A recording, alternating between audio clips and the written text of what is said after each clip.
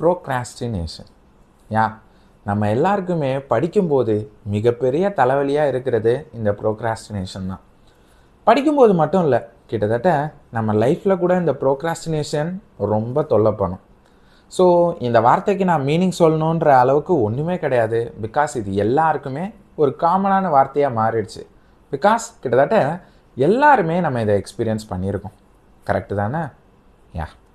So அப்படிப்பட்ட இந்த ப்ரோக்ராஸ்டினேஷனை எப்படி நம்ம லைஃப்பில் இருந்து விரட்டுறது? சம்திங் ஏதாவது பண்ணி எப்படியாவது ப்ரோக்ராஸ்டினேட் பண்ணாமல் நாம் ஒர்க்ஸை நாம் சூப்பராக பண்ண முடியுமா அப்படின்னு கேட்டிங்கன்னா, அது எப்படி பண்ணலாம் அப்படின்றத இந்த வீடியோவில் சொல்கிறேன். நான் உங்கள் கிரீஷ், இது உங்கள் GI minds channel. Okay first of all, முதல் விஷயம், யாரும் ப்ரோக்ராஸ்டினேஷன் ஒரு பேட் ஹேபிட்டுன்னு நினைக்க வேணாம். ப்ரோ என்ன ப்ரோ சொல்கிற? ஊரில் இருக்க எல்லாரும் சொல்கிறாங்க ப்ரோக்ராஸ்டினேஷன் பண்ணக்கூடாது, அது நம்மளை இதாகிடும், நீங்கள் சக்ஸஸே ஆக முடியாது அப்படின்னு சொல்கிறாங்களே. எப்படி ப்ரோ ப்ரோக்ராஸ்டினேஷன் பேட் ஹேபிட் கிடையாதுன்றீங்க? நண்பா, கொஞ்சம் பொறுமையாக இரு. ப்ரோக்ராஸ்டினேஷன்றது எந்த மனுஷனுக்கும் இருக்கக்கூடிய ஒரு இயல்பான ஒரு கேரக்டர். சிம்பிளாக சொல்லணுன்னா, ஒரு மனுஷனுக்கு ப்ரோக்ராஸ்டினேஷன் இல்லைனா தான் அவனுக்கு ஏதோ பிரச்சனை இருக்குதுன்னு அர்த்தம். விச் மீன்ஸ் சம்திங் அவனுக்கு நார்மல் ஹியூமன் பீயிங் கிடையாது. பிகாஸ் எப்படி நம்ம லங்ஸ் ப்ரீத் பண்ணுறது, நம்ம பிரெயின் யோசிக்கிறது, ஸோ இந்த மாதிரியான விஷயங்கள்லாம் இருக்குல்ல, இதே மாதிரி ஒரு விஷயம்தான் நம்மளோட இந்த ப்ரோக்ராஸ்டினேஷனும். இந்த கேரக்டரு உங்களுக்கு இருக்குது, உங்களை சுற்றி இருக்கிறவங்களுக்கு இருக்குது, இந்த வீடியோவில் பேசுகிற என்கிட்ட கூட இருக்கே. ஸோ சிம்பிளி ப்ரோக்ராஸ்டினேஷன் இருந்துச்சுன்னா, எல்லாருக்கும் இருக்கும், நான் இல்லைன்னு சொல்லலை, பட் அதை நினச்சி யாரும் கவலைப்படாதீங்க. எப்படியாவது இதை நான் ரிமூவ் பண்ணிடணும் நண்பா. அது நம்மளோட கூட பிறந்த ஒரு இயல்பான கேரக்டர். கிட்டத்தட்ட சொல்லணும்னா கூட பிறக்காத தம்பின்னு சொல்லுவாங்க பார்த்தியா, அந்த மாதிரி நம்ம கூட பிறந்த ஒருத்தன். அவனை நீ விரட்டினா கூட அவன் திருப்பி நம்ம கூட தான் வருவான். ஸோ இப்படிப்பட்ட இந்த ப்ரோக்ராஸ்டினேஷனால் நமக்கு நிறைய பிரச்சனைகள் வந்திருக்கு. ஆஸ் யூஷுவல் கூட பிறந்தவங்க இருக்கிறவங்களுக்கு கிளியராக தெரியும் எந்த அளவுக்கு சண்டை அதிகமாக வரும்ன்றது. அதை நான் சொல்லணுன்ற அவசியம் இல்லை. ஸோ அந்த மாதிரி தான் இந்த ப்ரோக்ராஸ்டினேஷனும். ஸோ இப்படிப்பட்ட இந்த ப்ரோக்ராஸ்டினேஷனை நம்மளால் கம்ப்ளீட்லி விரட்ட முடியாது. இதை நான் முதல்ல ஒத்துக்கணும். ஆனால் ஒரு ட்ரிக்கை வச்சு இந்த ப்ரோக்ராஸ்டினேஷனை நம்மளால் குறைக்க முடியும். இதுதான் மேட்ரு. ஸோ புரிஞ்சிருச்சா? ஸோ இனிமேல் எனக்கு ப்ரோக்ராஸ்டினேஷன் இருக்குது, என்னால் இனிமேல் சக்ஸஸே ஆக முடியாது, என்னால் படிக்கவே முடியாதுன்னு நினைக்காம, it's just a part of the life. நம்ம எல்லாருக்குமே ப்ரோக்ராஸ்டினேஷன் இருக்குது. அப்படிப்பட்ட அந்த ப்ரோக்ராஸ்டினேஷனை எப்படி லாஜிக்கலாக அந்த கேரக்டரை என்னால் ரெடியூஸ் பண்ண முடியும்?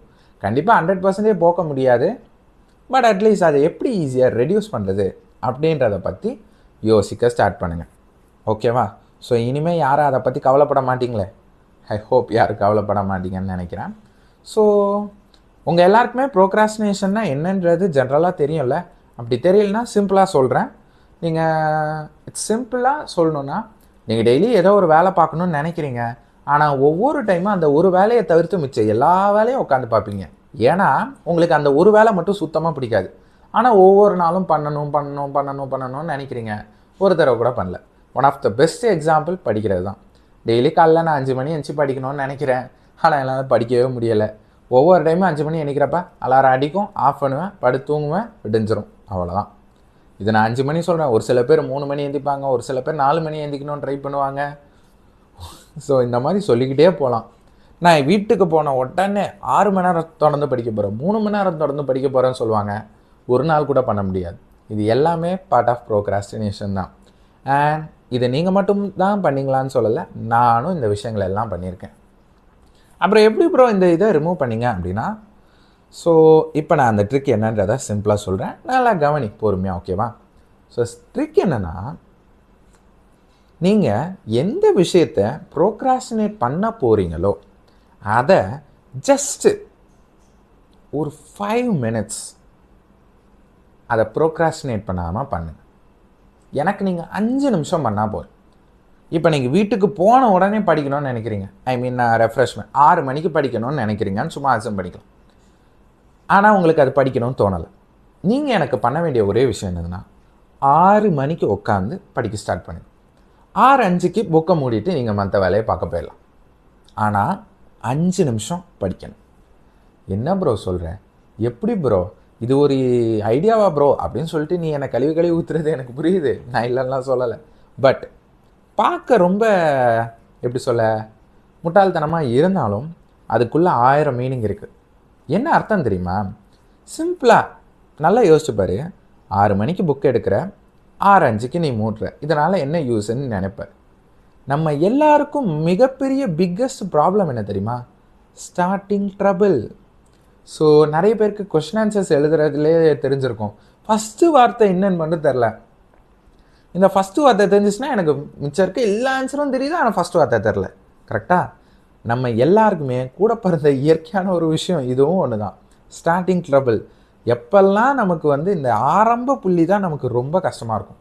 ஆனால் அதை கடந்துட்டோன்னா ஆட்டோமேட்டிக்காக மிச்சது எல்லாம் ஈஸியாகிடும். இப்போ நீ 6 மணிக்கு படிக்க ஸ்டார்ட் பண்ணுற, நீ எப்படியோ உன் மைண்டை ஃபிக்ஸ் பண்ணி 6:05 வரைக்கும் நீ எப்படியோ தெளிவாக படிச்சுட்டதுக்கப்புறமா ஆட்டோமேட்டிக்காக ஃபஸ்ட் ஆஃப் ஆல் உனக்கு அங்கே படிக்கிற மைண்ட் செட் சேஞ்ச் ஆகிடும். ரெண்டாவது, இங்கேருந்து இன்னொரு மைண்ட் செட்டுக்கு தாவக்கூடிய நிலைமை கம்மியாகும். அன்லெஸ் நீ ஏதாவது ரொம்ப எக்ஸைட்டிங்கான திங், ஃபார் எக்ஸாம்பிள் இப்போ புதுசாக ஏதோ ஒன்று சாப்பிட்ணுன்னு நினைக்கிறேன், அந்த மாதிரி ஏதோ பொருள் பக்கத்தில் இருக்குது, சம்திங் ஏதோ ஒரு கேம் வந்திருக்கு டக்குன்னு விளையாடணுன்னு ஆசை. அதாவது புதுசாக இருக்கணும். மேட்ரு என்னென்னா, புதுசாக இருந்துச்சுன்னா நீ மாட்டிப்ப.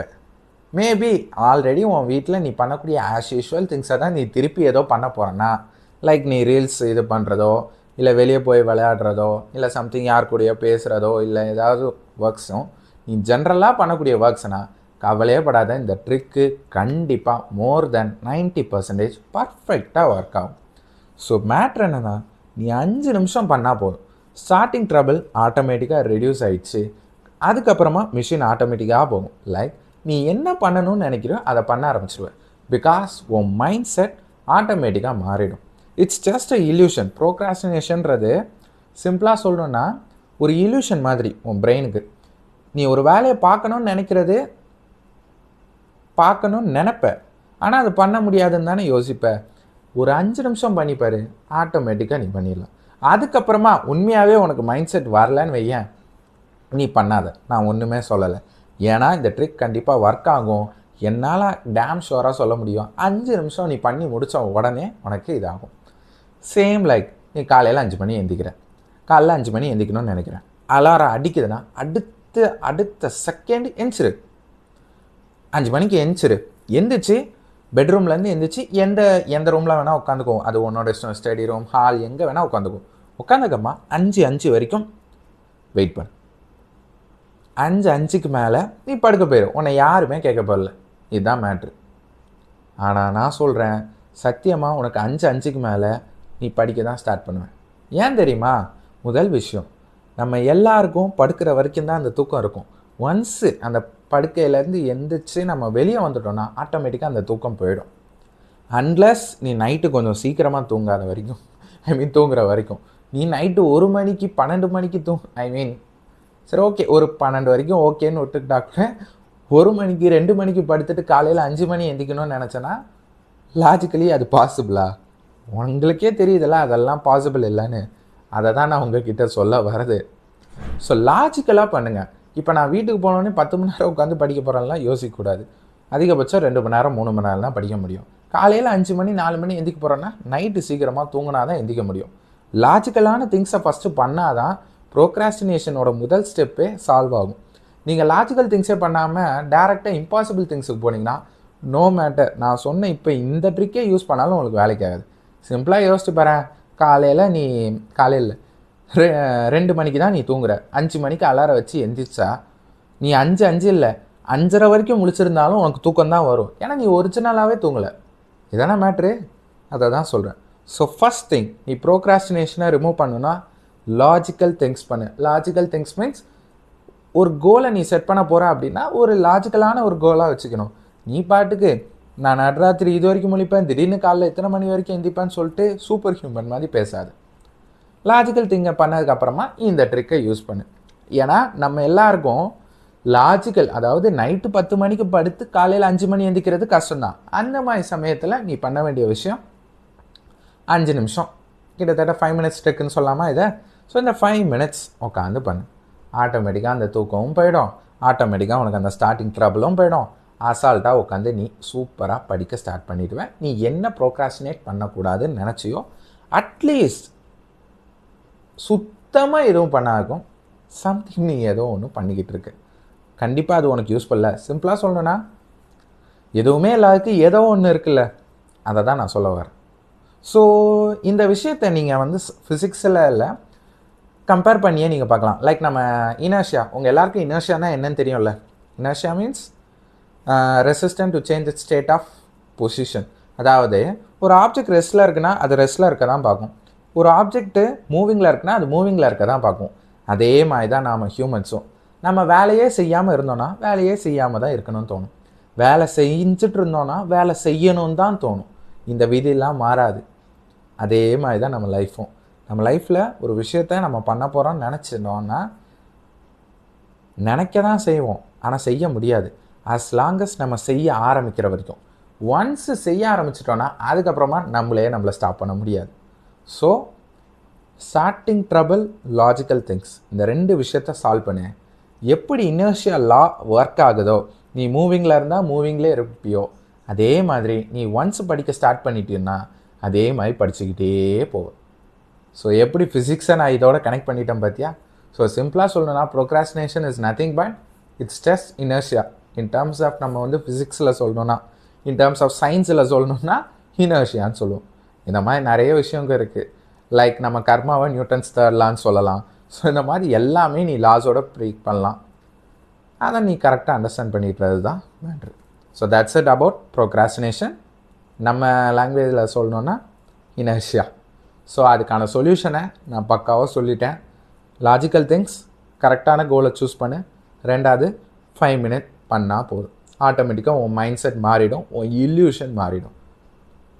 இது வந்து நீ ப்ரோக்ராஸ்டினேட் பண்ணுற விஷயத்துக்கும் சரி, அதே மாதிரி நீ சம்திங் ப்ரோ நான் இதெல்லாம் பண்ணவே கூடாதுன்னு நினைக்கிறேன், ஆனால் ஏதோ ஒரு அது என்ன நீங்கள் எல்லாம் சொல்லுவீங்களே இந்த டோப்போமைன் ஹார்மோன்னால் எப்படியாவது அதை பண்ணணும்னு நினைக்கிறேன் அப்படின்னு சொல்லிட்டு சம்திங் எனக்கு பண்ணக்கூடாதுன்னு தோன்றேன், பட் எனக்கு பிடிக்காத ஒரு விஷயத்த நான் பண்ணிக்கிட்டே இருக்கேன் அப்படின்னா சேம் லாஜிக். 5 நிமிஷம் பண்ணாமல் இரு. உன் மைண்ட் ஆட்டோமேட்டிக்காக ரிலாக்ஸ் ஆகி ஆட்டோமேட்டிக்காக ஓகே நம்ம இந்த விஷயம் பண்ணாமல் இருக்கலாம் அப்படின்னு சொல்லிட்டு போயிடும். இதுக்கு பெருசாக எந்த ஒரு விஷயமே இல்லை. ஸோ எந்த ஒரு நல்ல விஷயத்தாக இருந்தாலும் சரி, இல்லை கெட்ட விஷயமா இருந்தாலும் சரி, இந்த ட்ரிக்கு பர்ஃபெக்டாக வேலை செய்யும். உன் லைஃப் இம்ப்ரூவ் ஆகும். முக்கியமாக இதை நீ புரிஞ்சுக்கிட்டேன்னா. ஏன்னா ப்ரோக்ராஸ்டினேஷன்றது ஸ்டடீஸ்க்கு மட்டும் இல்லை, இட்ஸ் அபவுட் நீ உன் லைஃப் பூரா இது கண்டினியூ ஆகக்கூடிய ஒரு விஷயந்தான். எப்படி சமாளிக்கலான்றதுக்கு ஐடியா சொல்லிட்டேன். அதே மாதிரி தான். ஸோ ப்ரோ உங்களுக்கு எதாவது ப்ரோக்ராஸ்டினேஷன் ஒர்க்ஸ் ப்ரோக்ராஸ்டினேட் பண்ணியிருக்கீங்கன்னு கேட்டால் எக்கச்சக்கமாக இருக்குது. உனக்கு வேணால் ஒரு லைவ் எக்ஸாம்பிள் சொல்லிட்டா, நீங்கள் எல்லாருமே என்கிட்ட வீடியோஸ் பேசும்போது எடிட் பண்ணி பேசுங்க ப்ரோ அப்படின்னீங்க. நான் இன்னை வரைக்கும் எடிட் பண்ணி காமிச்சிருக்கேன்னா? இப்போ வரைக்கும் நானும் எடிட்டிங் கற்றுக்கணும்னு சொல்லிட்டு ப்ரோக்ராஸ்டினேட் தான் பண்ணிகிட்ருக்கேனே தவிர்த்து எடிட்டிங் பண்ணலை. ஸோ அட்லீஸ்ட் உங்கள் கூட சேர்ந்து நானும் இனிமேவாது எடிட் பண்ண ஸ்டார்ட் பண்ணுறேன். என் கூட சேர்ந்து நீங்களும் ப்ரோக்ராஸ்டினேட் பண்ணாமல் சிம்பிளாக சொல்லணும்னா உங்கள் லைஃப்பை ரீஸ்டார்ட் பண்ணுங்கள். That's it. போய்ட்டு வரேன் நண்பா.